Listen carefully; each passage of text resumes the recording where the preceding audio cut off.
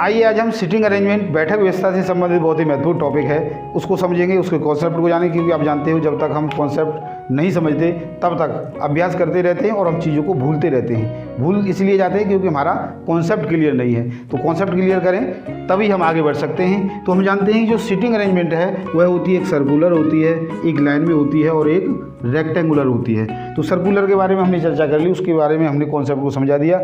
यदि वह वीडियो आप देखने चाहते हो तो उस वीडियो की सारी प्लेलिस्ट का जो लिंक है आपको इसी वीडियो के डिस्क्रिप्शन बॉक्स में नीचे मिल जाएगा, आप वहाँ से देख सकते हो। आज हम लाइनिंग जो सिटिंग अरेंजमेंट है उसके बारे में जानते हैं, उसके कॉन्सेप्ट को समझते हैं। तो इसके लिए हमें किन किन चीज़ों की आवश्यकता होगी? एक तो हमें आवश्यकता होगी बायां और दायां।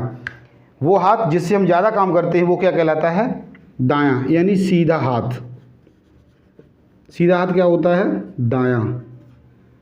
और जो खब्बा हाथ होता है वो क्या होता है? बायां।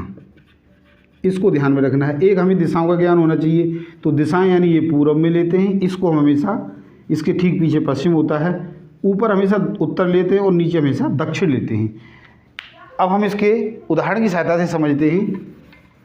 तो देखो क्या है, उदाहरण दिया है 5 किताबें ABCD और E एक पेज पर रखी हैं। तो इसके लिए सबसे पहले हम एक लाइन खींच लेते हैं और इसमें 5 पॉइंट ले लेते हैं, 1 2 3 4 और 5।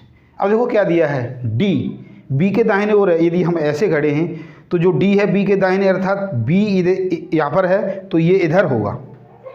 और क्या दिया है, E के बाईं ओर है तो E के क्या होगा, यदि E है उसके इधर होगा, क्योंकि बायां हाथ दायां हाथ तो इसका ये है और बायां हाथ ये है।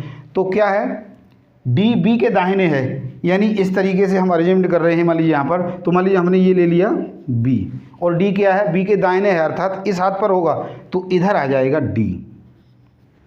और क्या दिया है कि E के बाईं ओर है, E के बाईं ओर है तो E के बाईं ओर यानी ये है तो यहाँ पर आ जाएगा E। साथ में एक और कंडीशन दी है, A जो है वो C और B के मध्य में है। C और B के मध्य में क्या है, A है, अर्थात यहाँ पर A होगा और यहाँ पर C होगा। अब हम दूसरी पोजीशन भी देख लेते हैं कि आप किसी भी कंडीशन में कर सकते हो, 1 2 3 4 5। मान लीजिए अब हम इस तरीके से बैठकर अरेंजमेंट कर रहे हैं। तो B हमने यहाँ ले लिया, तो B के बाईं ओर, B के दाहिने ओर क्या है, D है, तो यहाँ पर अब D यहाँ पर आ जाएगा। अब क्या दिया है कि E के बाईं ओर है, अर्थात E के इधर है तो E यहाँ पर आ जाएगा, क्योंकि E जो B है वह इसको निर्धारित कर रहा है। अब क्या दिया है, A B और C के मध्य में, यानी C यहाँ आ जाएगा और A यहाँ आ जाएगा। पूछा क्या गया है, मध्य में कौन सी किताब रखी है?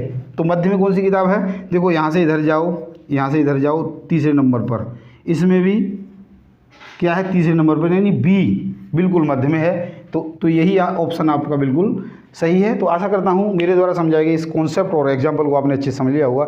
समझ लिया, हमारी वीडियो को पसंद किया, लाइक और शेयर जरूर करें। और यदि अब तक आपने हमारे चैनल को सब्सक्राइब नहीं किया है तो प्लीज़ सब्सक्राइब जरूर करें। आज के लिए इतना ही, कल फिर मिलते हैं इसी कॉन्सेप्ट से संबंधित और क्वेश्चंस के साथ। धन्यवाद।